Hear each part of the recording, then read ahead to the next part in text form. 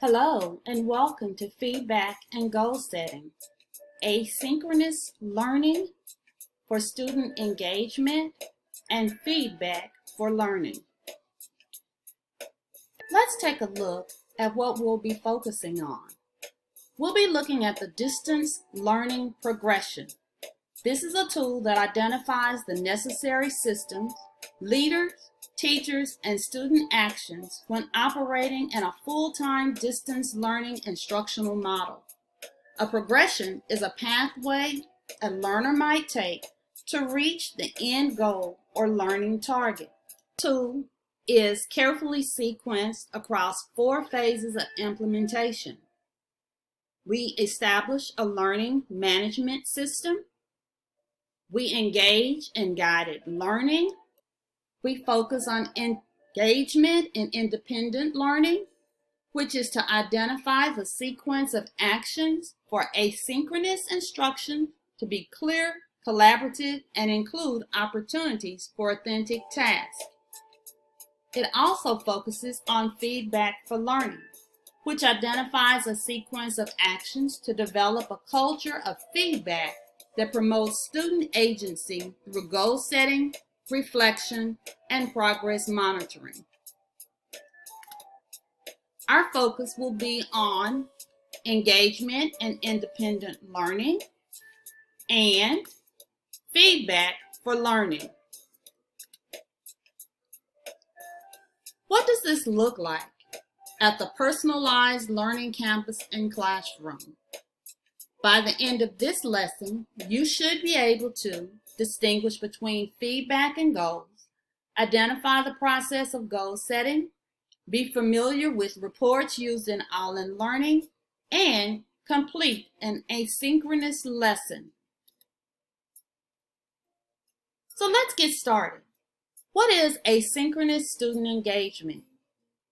It identifies the sequence of actions for asynchronous, which is independent learning, for the instruction to be clear, collaborative, and include opportunities for authentic tasks. What does asynchronous student engagement look like? The teacher sets directions that are specific, concrete, sequential, and observable. These are your established routines and procedures. Well, what is feedback for learning? Feedback, as we know, is information about reactions to a product, a person's performance of a task, which is used as a basis for improvement. There are 3 levels of feedback: the task level, the process level, and the self-regulation level. Our focus will be on self-regulation. This feedback supports students to monitor, direct, and regulate actions towards the learning goal.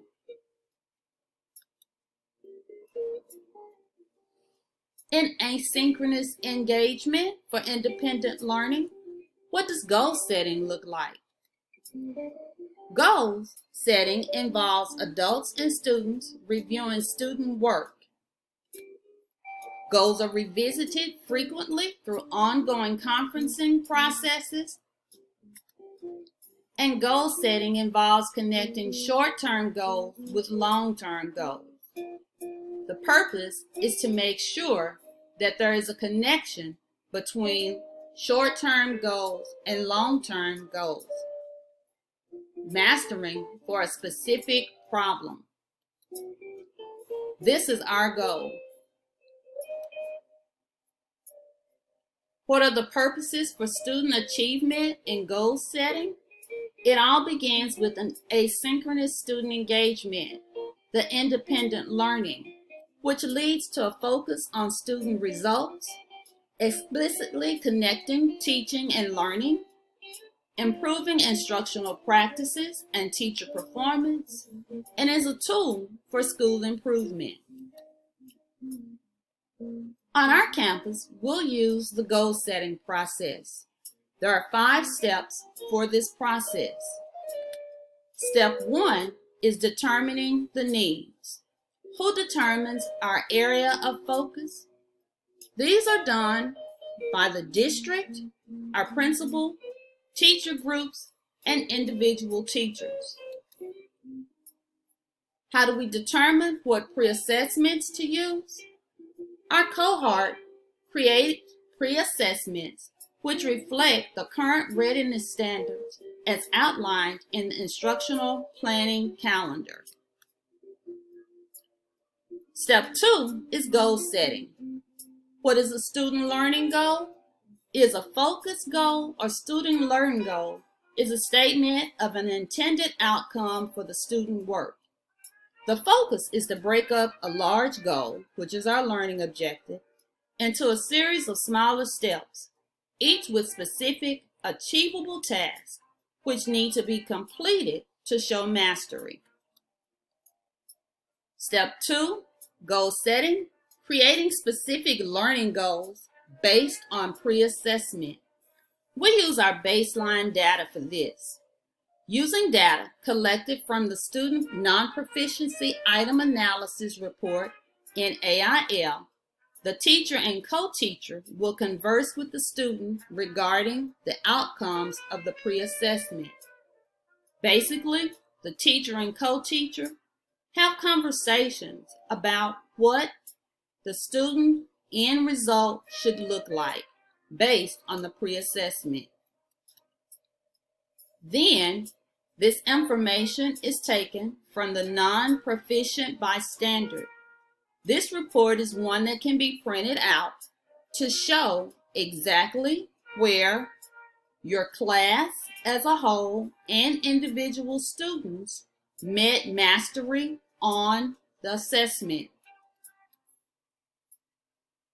The non-proficient printout allows this information to be printed and given to each student individually to show which objectives he or she mastered and how far away they are from mastery. Our campus has predetermined our proficiency levels for the pre-assessments. A third report is the student analysis. This is the comprehension by standard report. It shows all of the standards that have been tested and how each student overall showed proficiency on that particular standard. These are all three reports that are used for creating specific learning goals based on pre-assessments. In step 2, when we create our specific learning goals, we look at the individual student baseline data. Decide what questions do you have for the student about his or her learning objectives. The student's responsibility will be to share the report information with their parents and monitor the data tracker. Step 2 also involves the teacher or co-teacher meeting to discuss with the student low-performing standards. We want to find out how the student feels about the assessment score. The teacher and co-teacher will discuss the report of the targeted standard plan.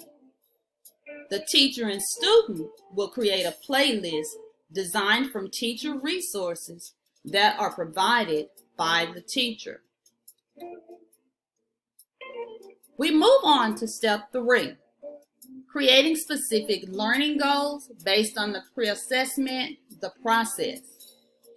The teacher will meet with the student to confirm and assign the playlist. Students will complete playlists independently or according to their workstation, incorporating the blended learning model.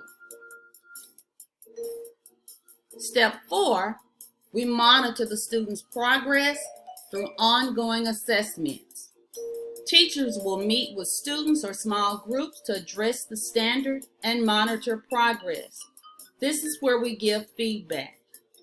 We allow student input for completing the playlist, and timely checkpoints are done by the teacher, usually once a week, and are scheduled to monitor the student progress of the playlist. Step 5, Determine whether the students achieve the goal. At any time, the student may ask to retake an assessment for the given standard from the pre-assessment to show mastery of the standard. Usually, this is done after the teacher has met with the student to find out where they are on the playlist and given an opportunity to show just how far they have come. Here are some suggested items for creating a playlist.